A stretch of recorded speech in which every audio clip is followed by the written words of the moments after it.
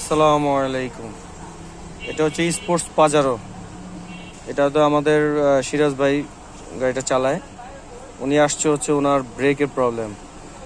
তো আমরা কিছুক্ষণ চালাই একটা প্রবলেম ফাইন্ড আউট করছি অলরেডি। আমি এটা দেখাচ্ছি আপনাদেরকে।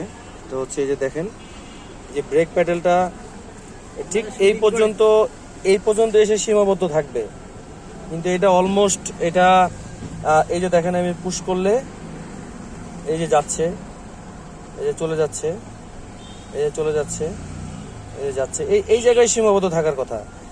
দেখেন, এই যে আমি আলতোভাবে ধরে রাখছি, এই যে যাচ্ছে, এই যে আমার পাটা দেখেন, পিছনের সাইডটা দেখেন, এই যে চলে যাচ্ছে, এই যে চলে যাচ্ছে, এই যে চলে গেছে, এই যে একেবারে চলে যাচ্ছে, এই দেখেন, এই যে চলে যাচ্ছে, এই যে চলে যাচ্ছে।